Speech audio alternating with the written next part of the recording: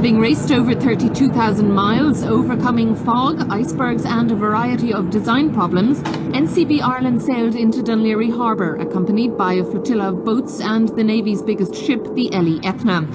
The boat received a 13-gun salute from the Defence Forces in the presence of the Taoiseach as she sailed into harbour. We're very proud of her and her crew, first of all. When I was here on the 13th of August last year sending her off, I said I hoped they would acquit themselves well, and they've done exactly that. So you think it's done a lot for Irish sailing? Oh, it's done an awful lot for Irish sailing, yes, and it's given a basis for further competition, and I hope we'll avail of it. I'm sure we will. Hundreds of people lined the pier to welcome the NCB boat back. The crew, led by skipper Joe English, were then officially welcomed home by the Taoiseach. The skipper later spoke of some of the high points of the race. Probably the highest point when we were sailing was in the last leg. We worked hard, we got the boat up into third position, we held on into third position for a number of days, and I think to see the guys, the actual determination, the enthusiasm at that time was just fantastic.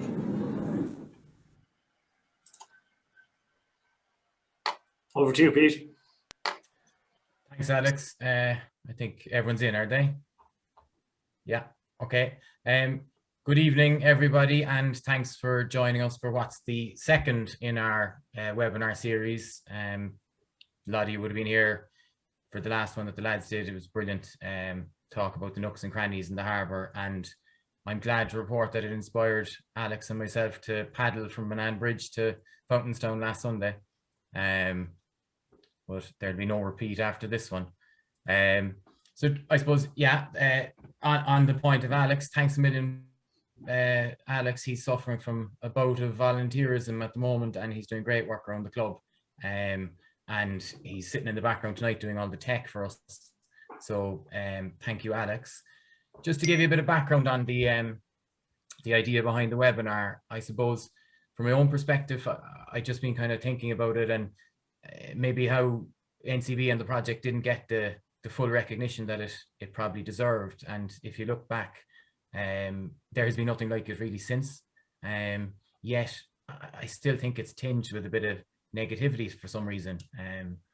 So maybe we just kind of take an opportunity to reflect back on it. We could have done a week of webinars.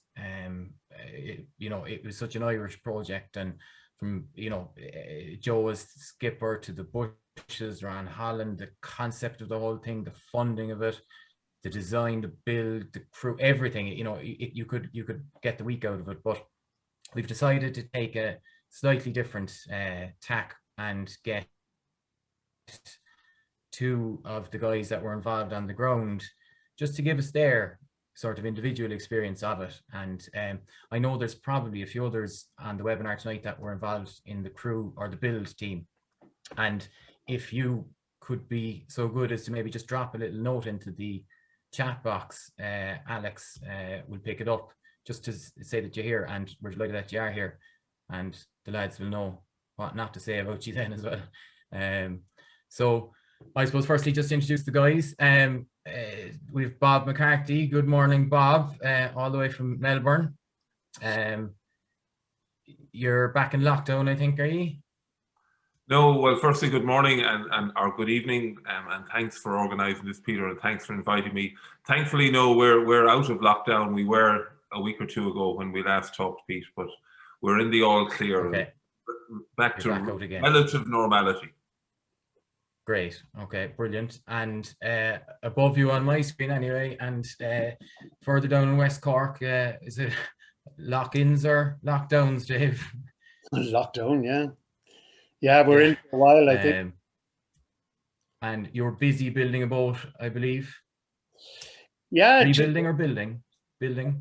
I'm building a little motorboat for myself just to help with the lockdown, keeping me busy. No make a rush to finish it either, Okay. Yeah, good man. Okay. So I suppose I think Alex has a little bit of a video there that he's going to play just to bring us all back maybe and remind us of the scale of the project. So bear with us. I think it's about 2 or 2:30 long. But Alex, if you want to hit play on that, please. Problems in the Dáil and an impending EEC summit, the Taoiseach yachtsman himself attended the launch of the campaign, which will cost £3.5 million, 40% of it already underwritten by national and city brokers. And the Taoiseach made it clear to the many businessmen present that he sees the challenge as a major boost for Ireland. The launch of the most exciting and prestigious project upon which the Irish sailing world has ever embarked. I see the Irish challenge in the Whitbread race as part of the modern image of Irish sportsmen, a capacity to display the commitment, skill and courage needed to take on the best that the rest of the world can offer in different sectors and go on to win. But can Ireland win a race of nearly 33,000 nautical miles? I think the standard in Ireland has got to a stage where we can now go centre stage. We can meet the rest of the world, face to face and win. Our standard has built up over the last half generation, really, and I feel now we're good enough. Do you think we have a real chance in a race of that calibre? If we didn't have, I wouldn't be here. I wouldn't lend my name to anything unless I thought we could win it. I believe we can win it, and I believe we can do it in style. I believe this can show Ireland really at its best. We have the sailing skill. It'll be managed tremendously well. You've seen the list of names. It's a who's who of Ireland backing it. And I think it'll be a great vehicle too for Irish companies. But the important thing is the sailing. And we can design it, and we can produce it, and we can race it to the highest level. So it's no small challenge. This is a significant thing for Irish yachting and the determination to win. It's not alone significant for Irish yachting. I think it's one of the major sporting efforts Ireland's made in recent years. Going centre stage in such a major sport, such a big investment, it's a big commitment of important people in terms of success in this country who have lent their names to it. So it's being treated very, very seriously. It's probably, I think, one of the most exciting things Ireland's been involved in sport ever. We're tapping right into what is a very efficient high-tech network, which is not always appreciated that it exists in Ireland. The universities, to start with, are behind us. We have Shorts in Belfast, who are in the carbon fibre area, very high-tech people. We have DuPont in Derry, the world-class in terms of resins and plastics. There's so much to go for. It's all there. What about raising the finance needed? It's a lot of money to try to put together. Yes, it is. It's a significant challenge, but we think it can be done, and we wouldn't be. Despite problems in the Dáil,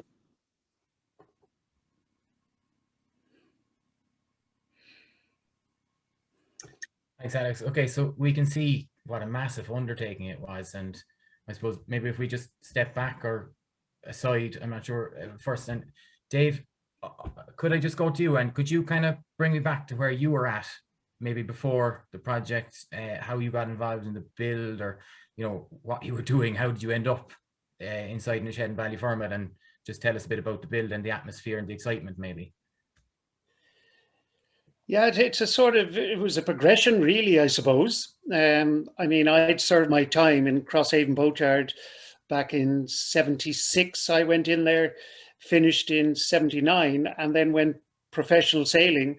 I did want to go professional sailing in '76, but my dad said, no, you've got to get a qualification in something first. So I served my time as a shipwright, and then basically the Friday I qualified, I got on a plane and flew to the Caribbean, and I was professional sailing then for up to basically the day that NCB was sort of being talked about. And I was running Jameson Whiskey for Richard Burrows at the time. And literally that finished, and I was brought straight in as foreman for the build of the boat in Ballyfermot, with the intention of being on the crew as the sort of the person in charge of the boat, basically. And that's really how it started. And it was like the whole thing was just an amazing setup for that time. If you think of it, in 1987, a full shed out in Ballyfermot with another shed built inside that shed in order to be able to maintain heat. We were dealing with products that had never been used before. We were the first boat, I think, ever to use pre-breg carbon, Kevlar carbon, which was an amazing product. like the cloth came off the roll and it was dry, and it was only when you heat it that it actually, the liquid came out of the cloth. And that was a whole new concept. So, I mean, all of us were dealing with stuff we hadn't dealt. Even Killian and Rob Lipset, who were the two main builders, the two of them hadn't dealt with this stuff either before. So the whole thing was a whole new idea, you know, and it was fantastic to be involved in it, you know. What sort of numbers were involved in, say, just the build phase of it? Was there a shed full of fellas running left, right, and centre? Well, basically, there was a nucleus of people. There was Rob, and there was Killian, and then there was. Can you remember his name, Bob? The fellow who was the shore boss. What was his name again? The Australian guy. You're muted. I think you're referring to Peter McCarthy. Would that be right? Peter McCarthy. And then there was a couple of other guys like Terry Gould and Mark Bush, and a couple of people that were actually brought in from day one. And then there was basically, it was kind of opened up to people who were prepared to take on the job. And there was people, I think Garrett Connolly is in there somewhere. He came in from day one. There was loads of people. I can't just think of the names. And then there was a couple of local guys that lived in Ballyfermot were taken on and went on as a career in boat building after it, you know. So there was a lot of opportunities. Left a legacy. Ray O'Callaghan was another one that was brought on full time. He was another shipwright, full-time shipwright. And so yeah, it was I can't remember exactly the number of people that were on the bill, but there was people coming and going. Okay. But it was around that. Okay. Okay, so Bob, moving over to you. So Dave has said to me in the recent past, when I was asking him, that he picked you out day one, first day he met you. He said, this guy is going to get selected. You were a young gun in the Navy at the time. So again, you saw the video there with all the good and the great, and you know how exciting this was. So how did you get from a young fella in the Navy to going around the world? Well, Dave's been very complimentary. Thank you, Dave, for that, and to call me a young gun. I'm sure many of the colleagues who are looking at this, I see some of them would have a giggle about that. But yeah, I was in my mid-20s. I had been a naval officer since I was, well, in the Navy since I was 18. And I guess even long before that, I had read books about the Whitbread Round the World race. I had a huge interest in offshore racing, even though I hadn't really participated much in it. But it captured my imagination. And indeed, I remember about 4 years prior to the 89 race, as I recall, Lion, New Zealand visited the Royal Cork Yacht Club, either on its way to or its way back from the Fastnet race. And I remember going down and looking at the boat, and I was at a reception in your club where the crew were involved. And I remember dreaming strongly about doing the race. So yeah, my involvement, it was very opportune. It happened at the right time for me. I don't know if you're aware, Peter, but the intent of the boat was, or the intent of the campaign was for it to be an all-Irish campaign. And to that end, they built the boat in Ireland, obviously, as David has said, and they also wanted to attract a fully Irish crew at the outset. And one of the ways they did that was they advertised it in the national newspapers. And I looked for this after our chat a couple of weeks ago, and I couldn't find the ad. But they literally went in the jobs section of the Sunday Independent. I saw the ad to join NCB Ireland, and I applied. And those watching will giggle about this. I applied in writing. I wrote a letter and applied to join the crew back in 87, 88. I think it must have been 87. And I and many others were invited to a series of physical tests and, as I recall, some psychometric tests in University College Dublin. And I saw Garrett Connolly there. I think, Garrett, you might remember, I think that was 2 days, if I'm not mistaken, where they put us through the ringer on the track in the gym.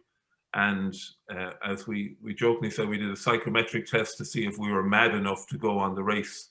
and obviously we were deemed, the initial group of people who got through it, we were deemed to be insane enough to do the race. So Peter, yes, I went through that process of firstly applying for, and then getting to go through a series of trials over the next, as I recall, 7, 8 or 9 months, until finally I struck it very lucky and got to start and indeed finish the race on the boat. And what sort of racing background had you at that stage? Like to go to all of a sudden in the Whitbread, like where did you come from racing wise? Yeah, I certainly didn't come from a racing pedigree. I grew up in Loughrea, County Galway. We sailed with my dad on the lake there. I sailed enterprises with him, subsequently mirrors, lasers. I got into windsurfing, but certainly was never involved in any offshore sailing until I joined the Navy in '81 and got involved with our own sail training yacht. At the time it was called Talcha, not racing, offshore sailing. I dreamed of getting involved in sailing and eventually found my way onto the mighty Moonduster for a couple of events. But certainly my offshore sailing pedigree was really non-existent in comparison to Dave and many of the others who were on the boat. So yeah, you know, all things considered, I certainly consider myself very fortunate that I got to do the race without a pedigree. Like I was obviously only a small child at the time, watching the updates on, was it Sports Stadium it was called, on Harte, and we sometimes record it, or you know, if you missed it we set to record. But and it might be just my perception, you'd know better, but was there not as many sort of different round the world races? Like, was there much more of an aura around the Whitbread at the time? It was it, wasn't it? It was the World Cup. And I think, was there the nations? It was more linked to the nations back then as well, was it? Yeah, that's right. So two things, you're correct. I think now this is my opinion, the Whitbread Round the World race was it was said, the most prestigious race. Certainly, as I recall, it might have been the only crewed race at the time that went around the world. And it was also seen as being quite I'll pick the word here, you represented your country.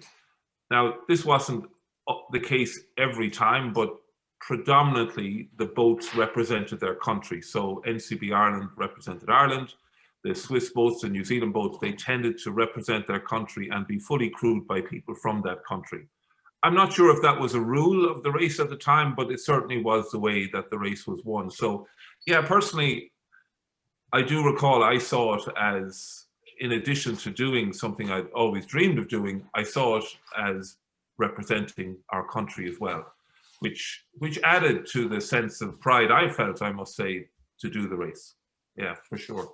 Yeah, I mean, I remember outside our fourth class classroom in primary school, there was a poster of you and all the little pen picks, and there was the campaign around, you know, the boat, or well, I think it was just the plug, maybe, was it taken around Ireland on tour and all that. So, you know, it hit us at that level. Now, obviously, I would have had some sort of interest in sailing, but even still, it was transcending into the national school, I suppose, you know. Okay, so we saw the video there and the expectation maybe, or the hype, and I suppose, you know, they obviously had to give a certain level. There was investment needed. You're not going to get investment if you say, yeah, we're going out to give it a lash. But I suppose there was probably a lot of pressure leading into it, or did you notice that? Were you aware of it beforehand? And we'll probably touch on it later as to what it was like during the race, but pre-race, were expectations, you know, as crew and guys involved on the ground, did you feel they were, I suppose, what you were hearing, was it matching what you were feeling? Either of you can take that one. Well, Dave, you had a great story about the transatlantic race that we ran, or a great recollection when I guess our expectations were dragged back down to reality with a certain event, if that's the right way of saying it. Yeah, I mean, just to go to that photograph behind me is the start of that race. That was the transatlantic race from Newport. That's Newport in the background, finishing in Cork. And that was really the first offshore race we did on the boat. I think Bob is in there by the mast. I'm standing there trimming the kite. And there's I can't pick out, you could see Joe's head at the background there. And it was, this was the sort of the first feeder race that we were really matching up against one of the favourites, because there was a big rule thing going on at the time as well, because Fisher and Paykel, Steinlager and the Card were 3 catches, and they had somehow found a loophole in the IOR rule that they could sail with catches and still rate as an 81-footer. So as you can see, we're ahead of Fisher and Paykel. I'm not sure, Bob will probably tell you that there might have been another time, but that was the first and only time. And we came around the first turning mark outside Newport ahead of Fisher and Paykel. We came around the mark, and basically we were on our course for Cork, Great Circle route, of course. And she passed us to leeward and was pretty well on the horizon before the sunset, and never saw her again. And we were sailing as fast as we could go, you know. And the crew that was on board were basically nearly all Irish at that stage, you know. And that race, about halfway across, I think, Bob, you probably answer this better, Bob, but I think we hit the strongest winds of the race in total. Did we, or can you answer that one? I think my grey hair is showing its age here now. I can't remember the specifics. I do know, however, that by any measure, we found that we were nowhere near as competitive as we thought we would be in all conditions, to be fair. Yeah. And it was quite a come down to earth for us at the time.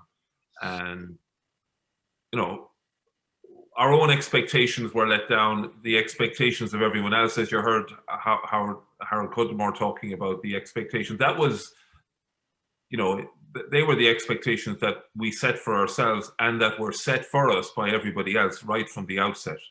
And they were pretty, it was a tall order. And, but look, it was certainly disappointing when reality hit home at the time. Yeah, sure. And those races you're talking about there now, that's all pre-race, or sorry, pre-Whitbread selection trials. And Alex has a piece of video just about the crew selection, but just before he plays it, just give us a kind of rough idea as to, like, obviously there was a panel of, I don't know how many, but you had a panel that you guys had made it onto, and you know, what I suppose, what were the actual races maybe you did, or what sort of races, or you know, the process itself, as well as you mentioned the initial screening. But when you got down to closer to being selected, like, was it a committee selected it, or, you know, how did it get ranked? Just one thing there on that, just I know Bob has got, but when we were doing the selections at the start, there was a lot of high profile sailors in the country were on that list, you know, a lot of high profile sailors. But doing the round the world race required a certain character. It didn't require, you didn't have to be a creme de creme sailor to go around the world. You had to be a dedicated person. You had to have the, you know, the mentality for it. You have to have the focus for it. You didn't have to be someone that, you know, sat in the high chair and said, why didn't we go that way? That wasn't my fault. You know, there could have been a lot of ego people on the boat, whereas we had a crew that basically worked very, very well together, you know, and we all made decisions. We all put our head in the pot, and, you know, 99% of the stuff we did was spot on, you know, was spot on. It just, we weren't going fast enough, you know. Yeah, that's always the lucky sailor with the fast boat and all that. Okay, Alex, do you want to maybe run that piece of video there? Yeah, I will. 2 seconds. Bear with me. No pressure.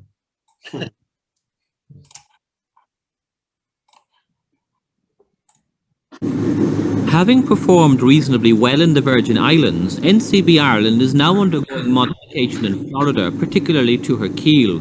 There may also be sail changes, all part of the workup programme in a world campaign, and so is the announcement of the crew made today after assessment of the transatlantic sail. And it contains a few surprises. Most of all, the omission of Donald Brown from Tralee, the only one of the original panel who has actually sailed in a round-the-world race previously. 2 of the 4 Naval Service crew members have been dropped. Ronan Long from Cork and Robert McCarthy of Westport hold their places, as do 7 other Irish members. Jeff Condell from Limerick, Garrett Connolly of Dublin, and Richard Gibson, the vastly experienced Joe English and David Harte of Cork, and 2 others from Dublin, Patrick O'Brien and Kieran Tarbett. The Sail Ireland group says that New Zealander Peter Warren holds an Irish passport, making up the 10. There's been a belief in yachting circles that the American influence might move into the panel after the initial testing, and there are now 4 from the US, led by Bob Campbell, who's tipped for the skipper's job. That won't be announced for some time yet, and Sail Ireland says the best have been appointed. It argues in defence of the crew selection that many Irish international teams now have non-native members. But the selection today does cause a few surprises in sailing circles. Dave, I'm not sure, did you spot James Fagan commenting on your look? He's not far wrong. I'd commented on the cricket gear that you were wearing ready for the next Ashes test, and Robert McCarthy there. So I suppose this kind of leads maybe towards there was a little bit of mention of it there, and might go to you, Dave, and your race ended a little earlier than Bob's, and you made a decision to step away. And I know it's kind of related to some of the points mentioned there, but can you maybe just flesh out what your thought process was, or how you came about and what it was like, and to having been selected and being involved in the build to now not race around the world? Yeah, it's a weird thing, because, you know, my whole reason for the race was the race, you know, to do it, and it was part of my career, I suppose. I think I was in that profession, and answering the question there from James, I was actually 30 in that photograph. So yeah, I did look a bit younger then. But when you look at it, you know, it was just a stepping stone for me. And I had done a lot of sailing, and I had seen how things should work, and I'd seen how things did well and how things had fallen apart. And, you know, for me, on the whole project was all about the team, you know, getting a good team together, doing the round the world, enjoying it, without all the rigmarole that went with it, you know. And I mean, when I think of it, after that transatlantic race coming back, we all arrived in Cork, and there was a couple of chins down, and, you know, especially the people that, you know, had a good understanding of, you know, we're not going fast here, and there's going to have to be some big changes. But the problem is, it got up into the hierarchy, and there were people were just dropped, you know, for the reason thinking that it was the crew was the fault rather than the actual boat, you know. And there was a lot of crew were just, sorry, you know, we're taking on more professional people to try and make this boat faster. And I think after that transatlantic, when we got into Cork, I think that's when Joe took over. And there was a couple of guys giving the flick, and then we went to the south coast of England, and we did around Ireland, I think, in between. We did a round Ireland tour, and then we went to the south coast of England, and then there was a lot of changes. We put an extra foot on the waterline of the boat. There was no talk of the keel being changed back to the bulb. We were still on the barn door, and you know, there was the extra foot on the waterline. I'm not a naval architect, but I had done a bit of, you know, correspondence course in naval architecture, and waterline length, yes, gives you a bit of speed, but it also put in a huge amount more of displacement into the boat as well. So there was a lot of things that were going on to try and make the boat faster. And then literally 2 or 3 weeks, I think, before the race, Bob, you can correct me if not, there was another couple of guys said, sorry, we don't need you. And that was the switch in my head that said, I'm not going around the world with this. You know, I want to go around the world with a bunch of Irish guys, and I know with my hand in my heart, I could swear that every single person that boat was going to sail that boat with passion and with everything else that they had. But my problem is that we were just diluting it and getting rid of it. So I just said, I've had enough, and I left. And to the stage that my poor old dad got a phone call to try and persuade me to go back.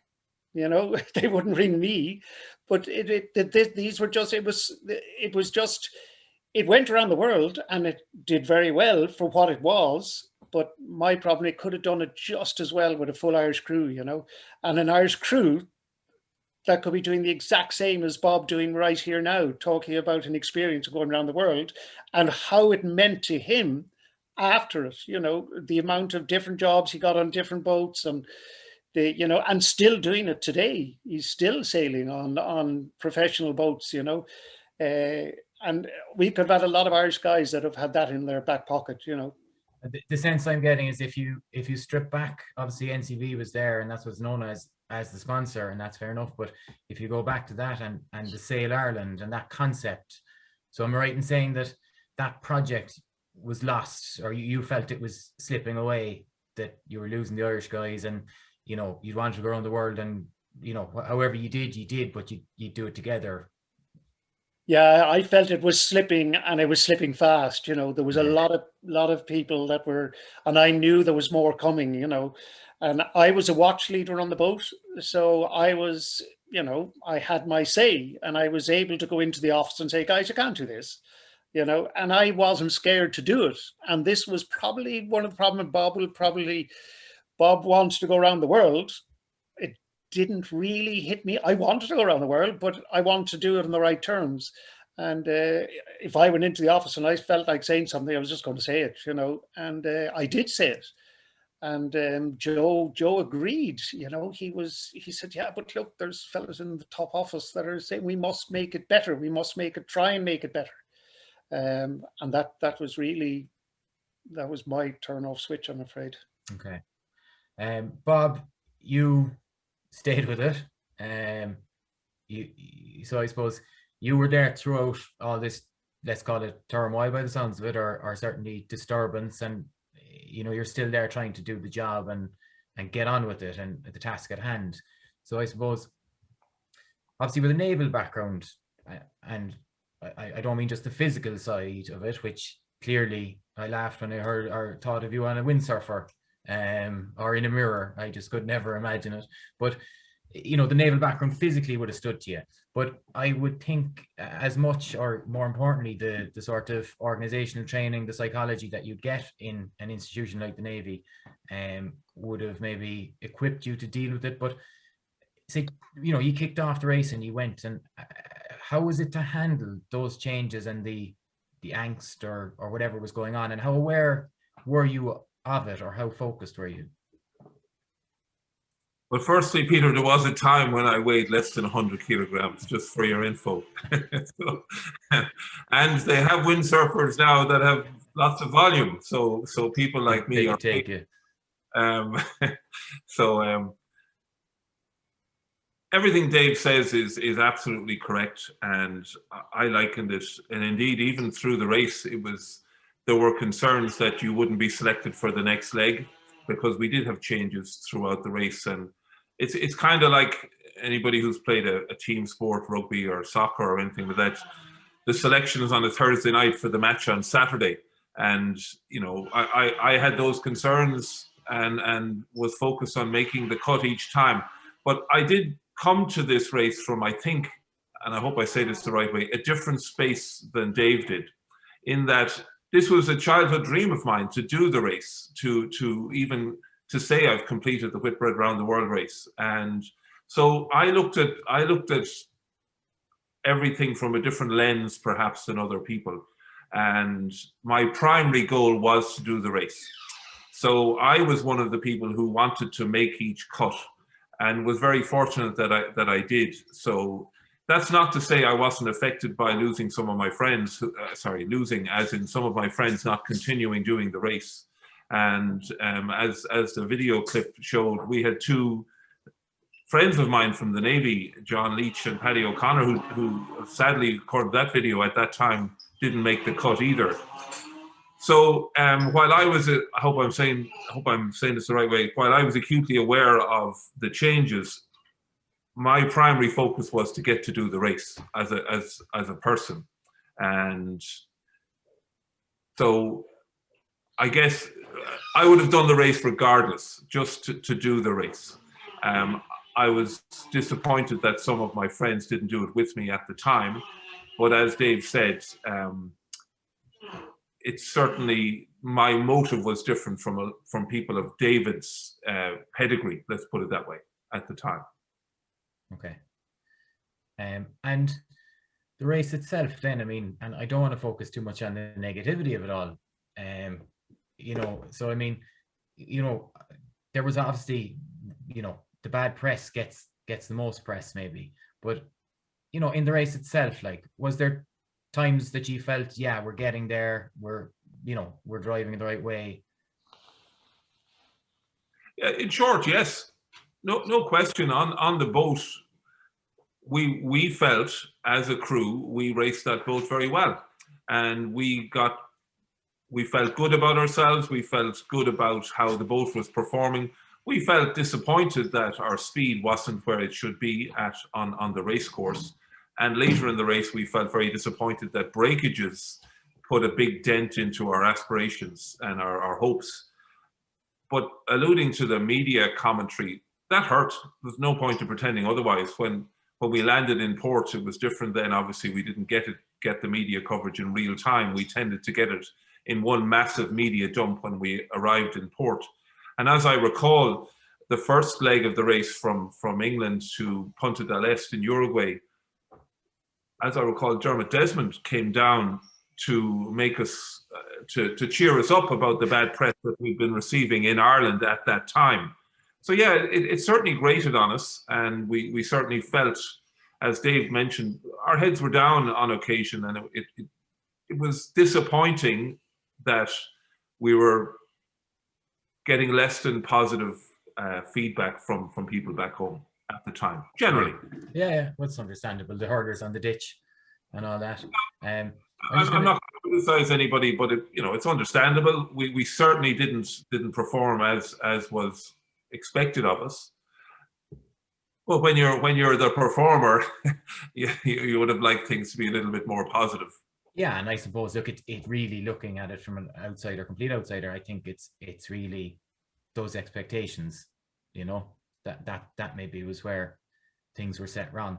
I'm just going to jump back there. You mentioned the build and stuff earlier, and Alex has a video on the build as well. And I saw a comment coming in from Mark Bush saying that he thought he was the foreman on the job, which I suppose he mightn't claim it. And actually, if I just bear with me 1 second, I think here he is now. If I move that way, there is the foreman on the build. So another man who has never aged. Yeah. So Alex, do you want to roll that video maybe?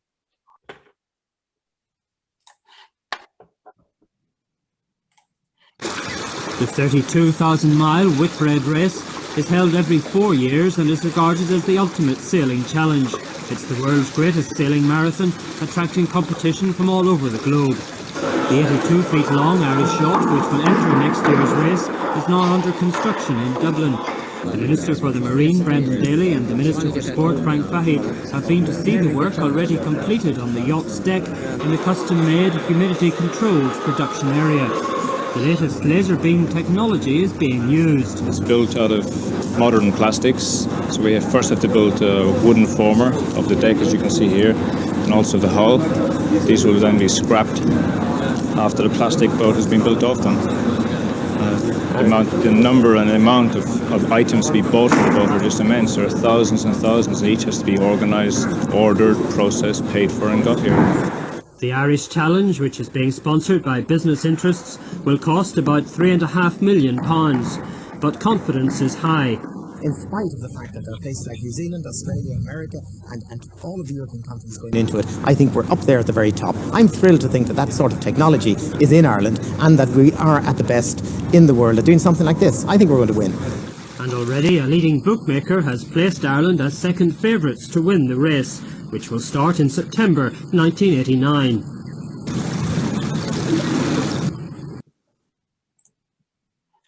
Yeah, it just gets worse and worse from an expectation level, doesn't it?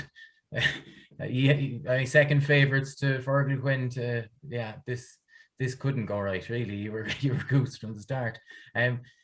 Yes, I suppose on the the race, and you mentioned gear failures and stuff, and the race itself, and I think it was the boom had a tendency to break a little, wasn't it? And did you have rudder trouble as well, maybe?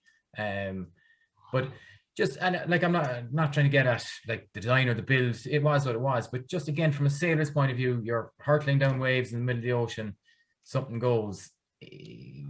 Like, I suppose from 2 points. One, you're in the middle of a race. How do you keep the intention and the momentum up? And from a sort of a jury rigging builder's point of view, what's it like? Is it everyone out of their bunks, all hands on deck, or what actually happens? Well, yes, to everything you've just said there. And I notice, I see on my screen, I see Kieran Tarbert there. Good to see you, Kieran. Kieran might disagree with me on the specifics of this, but the Vang on NCB Ireland was, Kieran, David, you might correct me if I've got the specifics wrong, was a hydraulic ram that hung vertically from the boom onto a semicircle track that was on wheels. Is that a fair description, Dave? Yeah, you can see it in the photograph behind me there, just a vertical. There was also a ram that just held the boom up, but the actual Vang itself, the pressure down, the Vang was actually a hydraulic ram basically on a car that went semicircle from basically sheer to sheer, went the whole way around. So the vertical pull on the boom was huge. And I'm sorry, Bob, just 1 second. The whole thing with the boat, the boat was fine, but I'm sure for a lot of people that are listening in, if they can remember the IOR days, it was all about displacement, and it was all about put more volume in the boat to help the boat rate properly. So the loading on the boat was huge, and it's the same for all the others. But I know that Fisher and Paykel and the Card had reduced loading because they didn't have the same main size. They didn't have the same spinnaker size. It was transversed into a lot of different parts of the boat. But I mean, with regards to NCB, the loadings were huge. And in a lot of wind, you could look at the guy, which were wire on her, by the way, they were wire. They would change diameter. You watch a gust hit and you'd watch 12 mil wires suddenly turn into like 10 or 11 mil wire, and so the loadings were huge. So if you came off a wave and you hopped in front on the wave in front of you, if you weren't with that Vang, it just wasn't quick enough to release. You couldn't release that Vang to let the boom up quick enough to take the load off. Sorry, Bob, I interfered in you there. No. There's nothing to be sorry about. I'm glad you came in. The short answer is there's a lot of load on that Vang. And as you know, and sorry about the background noise, we have a bit of construction going on next door. It's early in the morning here. As you know, breakages never happen when the sun is shining and the seas are flat, just for whatever reason. So we were hurtling downwind in big seas with the kite up, as I recall. This is certainly my memory. When snap, the boom went, and the back end of the boom jumped up in the air, and sure, we all slowed down and all that type of thing. So to answer your question, Peter, yeah, everyone's dragged out of their bunk. I can't remember what time of day it was, and it took a very long time to fix the mess, as you can imagine. Get the mainsail down, put away the 2 broken parts, brush ourselves down, figure out what to do. And as I recall, it took a number of days to fix the boom and to get it back to some of the strength that it had before. but it certainly made a huge impact on that second leg of the race. Kieran, have I got that right? Second leg of the race to Fremantle, the Southern Ocean leg. And yeah, very, very disappointing. It hurt us a lot. And then to add insult to injury, it happened a second time in a subsequent leg of the race. You know they say about learning from your mistakes. Well, clearly we didn't. So it was very upsetting. Yes. It's when you're talking days, I suppose it puts into perspective that you were, I will use the term meandering, but that you were in a bit of a limbo for a couple of days while you're going to get it sorted. And is there contemplation of retiring, or is it a case of just you take your time, you fix it, and you get going again? Or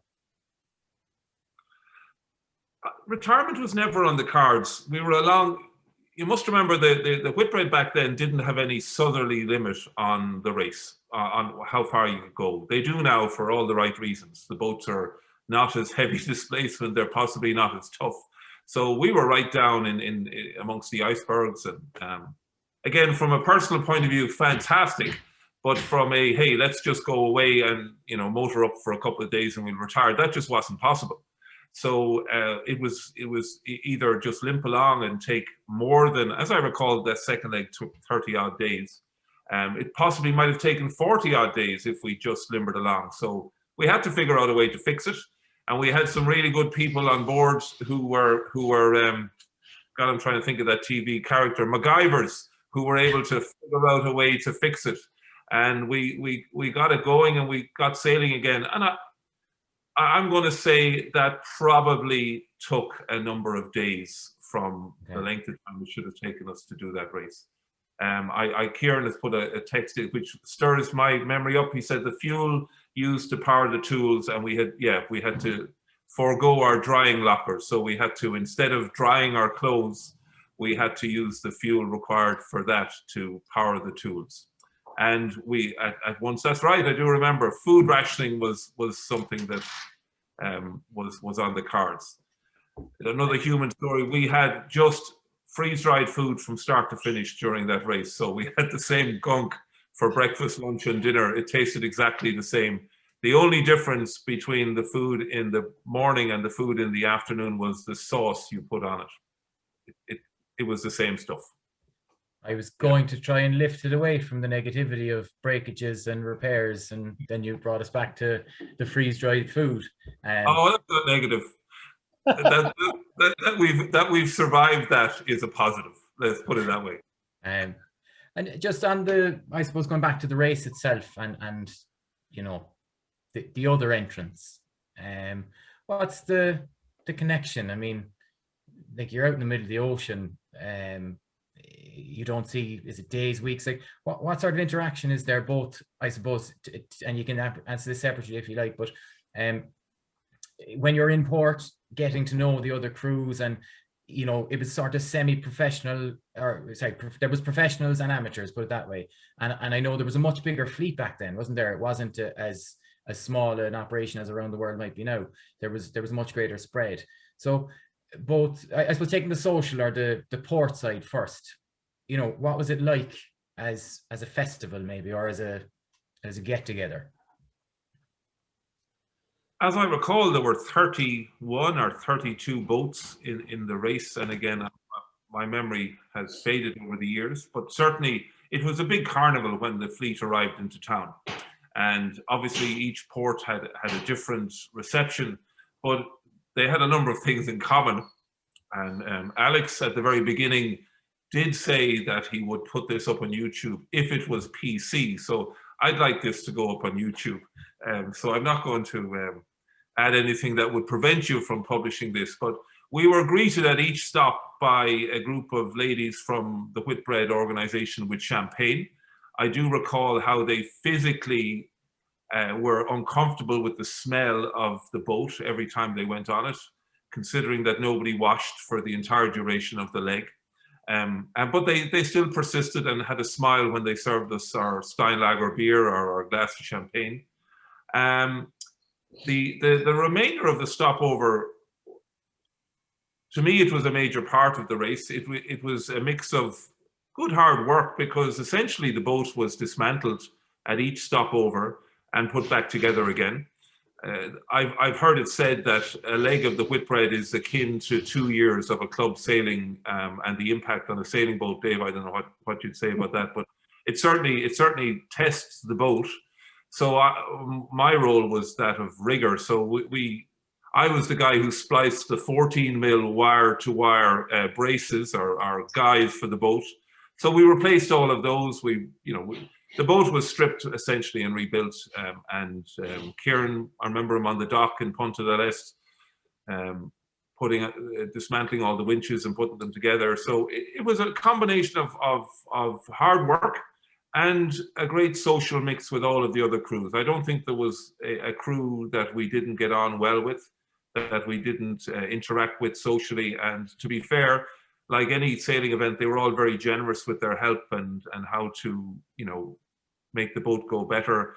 The New Zealanders who were, clearly much more experienced, Peter Blake and his team and the, excuse me, the other boats, they were very helpful. And I certainly know I got to know a great deal of people who to this day I still know. So yeah, a mix of good hard work, to be fair, a little bit of getting to know the places we stopped over in and preparing for the next leg of the race, and the natural bit of a social element to it, which was very enjoyable. You probably didn't mention that you were a 25-year-old naval officer to any of the women greeting you with champagne. I suppose you just got straight back helping Kieran on the winches. And I had no interest. Yeah, I personally had no interest in that element of the Whitbread whatsoever. It's not why you were so determined to do the race. No, that is interesting to hear, and as like the fact that there was 30 boats in it,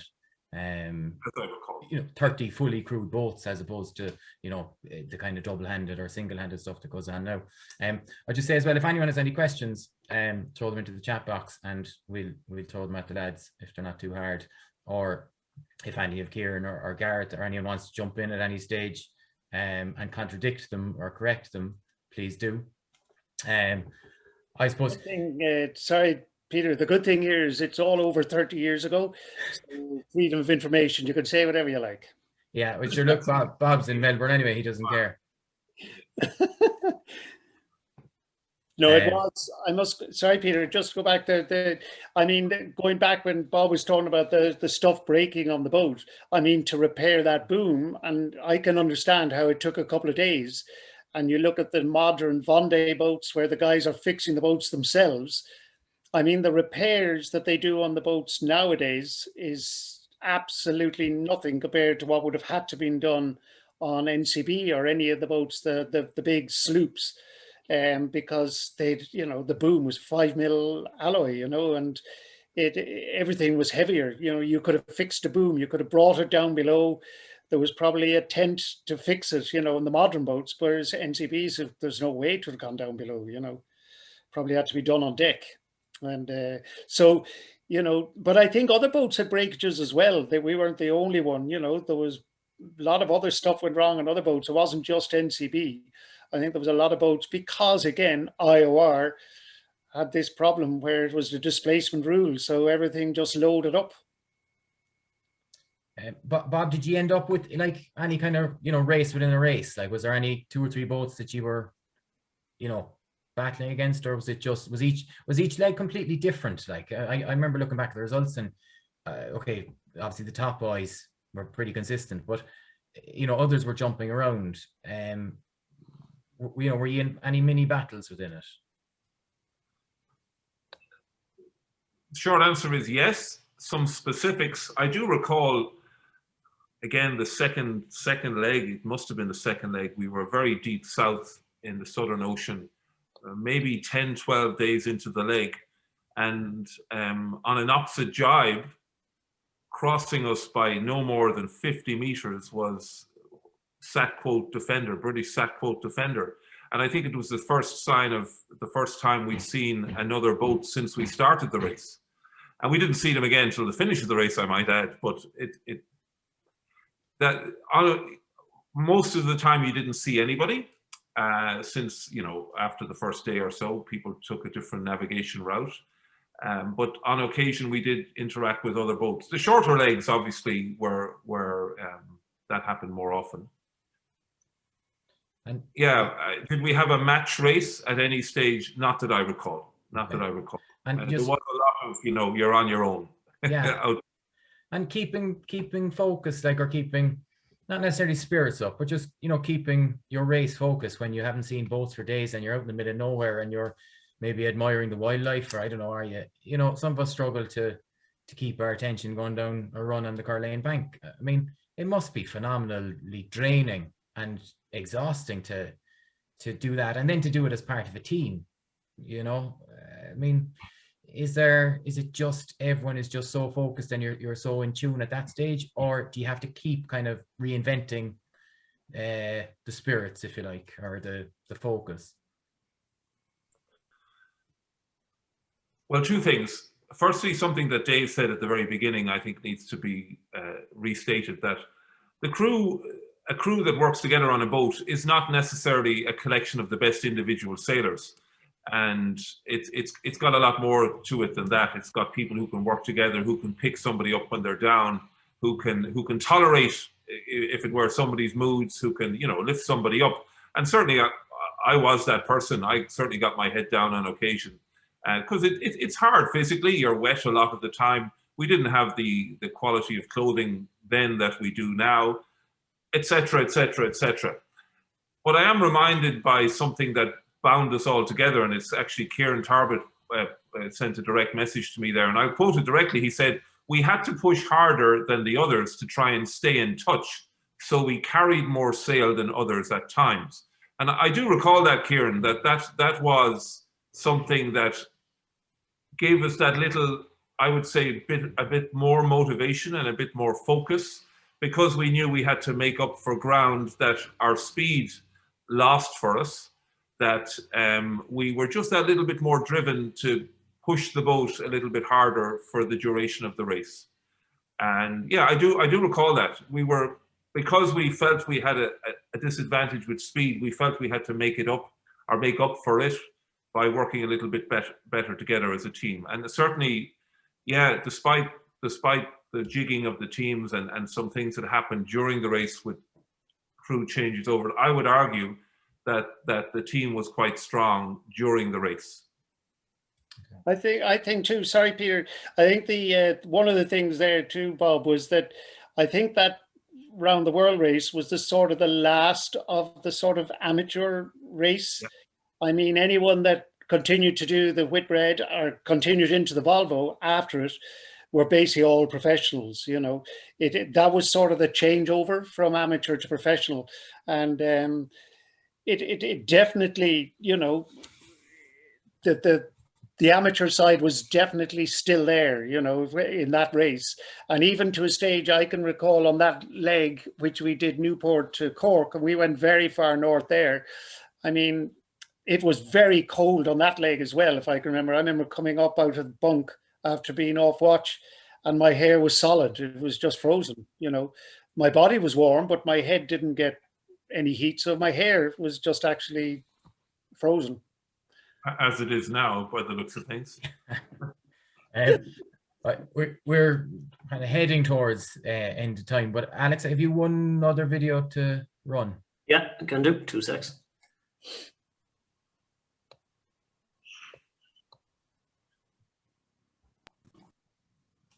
To deeper water offshore that she has tended to lose places, but not so this leg. At latest reports this afternoon, she's running 5th. As 20 television stations round the world covered the start, the name of Ireland was well to the fore. This evening NCB is in a group of 4 yachts only 50 miles behind the overall race leader, the New Zealand ketch Steinlager. Near her are the other New Zealand ketch Fisher and Paykel and Merit, skippered by former race winner Pierre Fellman. Rothmans, which is leading the leg, is 20 miles further away. On the spinnaker start of this leg, NCB did very well and held off the attentions of the Russian yacht Fizizi, skippered by the American Skip Novak. Beating conditions are favouring NCB at present, giving the crew cause for some celebration.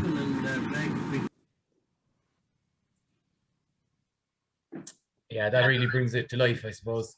I just see one question or one comment in there. Again, James Fagan is a great man with the keys, but He's wondering who was the best MacGyver, and I suppose you have to qualify that. Given Mark Bush wasn't on board, who was the best MacGyver? Gee, that's a tough one.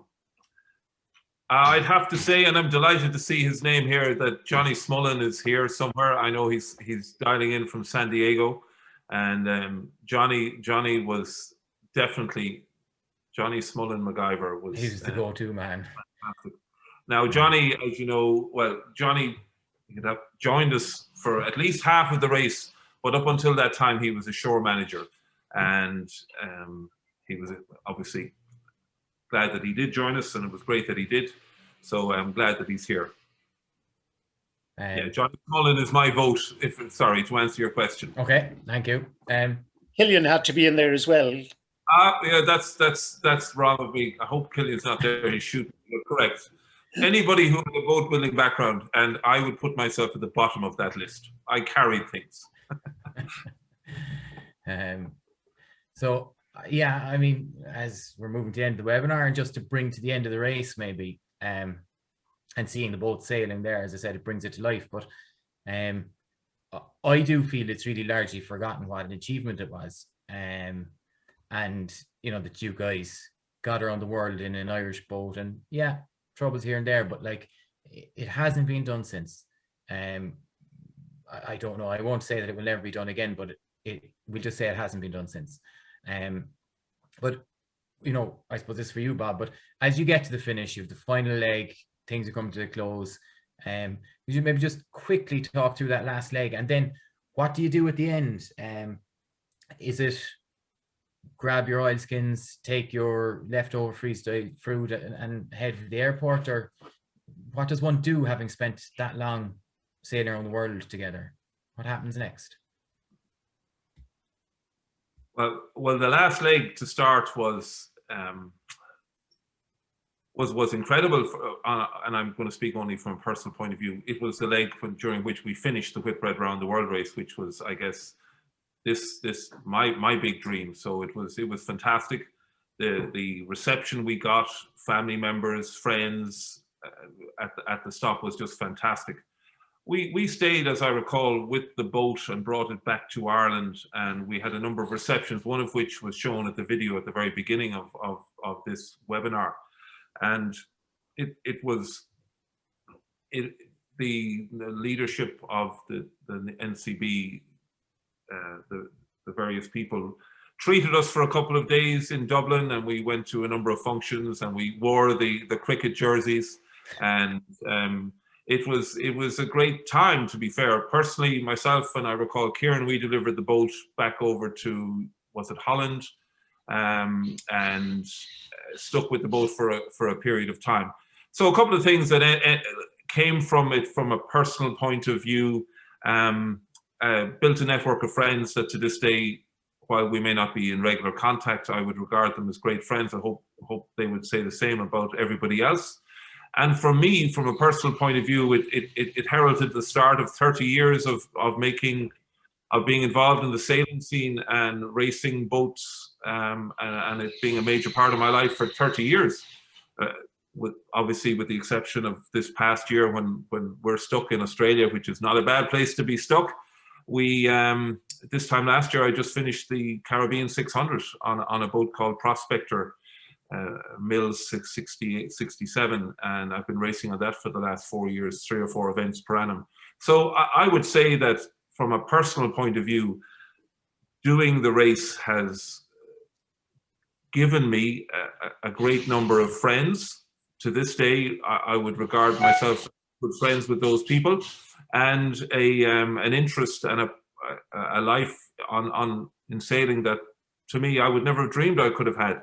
You know, for 30 odd years, I've had 3 or 4 major sailing events each year on big sailing boats.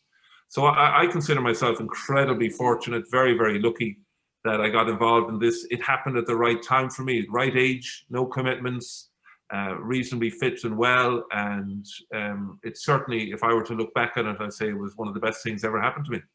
Big tip. Definitely. Yeah, well done, great. Dave, just quickly, because we're getting loads of comments in that I'm going to try and flash through in a second, but looking back, regrets, happiness, happy with the decision? I mean, the regret isn't that I don't have a Whitbread under my belt, you know. That's the only regret. Doing the race, missing the race, I don't know. It's a hard thing to say because I didn't do it, because literally when we were in Newport before the start of that race, I got approached as well by Irish Sailing that when the race was over, would I take a job as national coach? And that's literally, I went straight into that as national coach. It was sort of the switch from being on the water to now being on land and driving ribs, which I've been doing for the last 30 years. Okay. Just a couple of the comments that I apologize now to anyone that I missed, because I'm just trying to fly down through a few of them. One for Bob there, just says Killian here. So I think that's a reference to who's MacGyver or not. I hope I put that right. I'm delighted. We'll scrub it out in the recording, don't worry. Camouflaged with under his son's name. So good to see you. And if while I have you, it's nice to see you with hair like you used to have on the video. Pat Vaughan is wondering where the boat is now. I think if you Google, Pat, there was an article in a float maybe in the last 2 or 3 years with pictures of the boat down in the Caribbean, as far as I remember. But if you have a route around, you'll see that. Kevin is referencing Joe O'Rourke in the Volvo 70 a few years ago. Absolutely, yeah. Larry Keating is saying, I made the film on the race, one outstanding. If anyone is interested, it's available on Vimeo. I was also on NCB from Fremantle to Auckland. I was one of the Kiwis on board. So thankfully you didn't offend him. Thanks. Yeah, great memories. See you, Larry. Galway Bay, started sailing dinghies in Loch Ray. And someone, Willie, is saying she's in Trinidad in poor shape. I presume that's the boat rather than one of the Whitbread women that was greeting you, Bob, when you came into port. So that's a bit harsh. I thought we were going to keep this. Oh, look, we're nearly done. We can drop it a little. Yeah, I suppose, look, guys, I think, and I think, was it Johnny maybe said there that he inspired a generation, and I remember, as I said, as a child looking on at it, and you know, the esteem that, you know, Joe would have been the local man, and the esteem that you held Joe in as a result. And you know, I didn't know much more about it other than that, but it certainly made an impact. And you know, let it not be forgotten that you did it and successfully. So I suppose, look, on behalf of everyone, thanks for sharing the story. We could go on all night.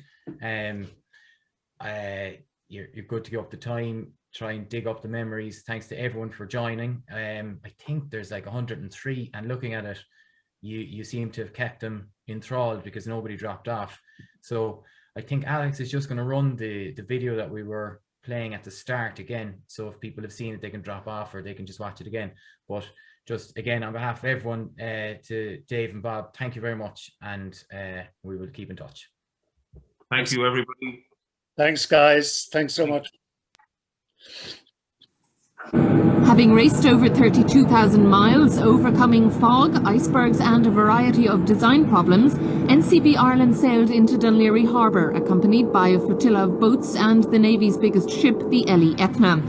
The boat received a 13-gun salute from the Defence Forces in the presence of the Taoiseach as she sailed into harbour. We're very proud of her and her crew, first of all. When I was here on the 13th of August last year sending her off, I said I hoped they would have quit themselves well, and they've done exactly that. So you think it's done a lot for Irish sailing? Oh, it's done an awful lot for Irish sailing, yes, and it's given a basis for further competition, and I hope we'll avail of it. I'm sure we will.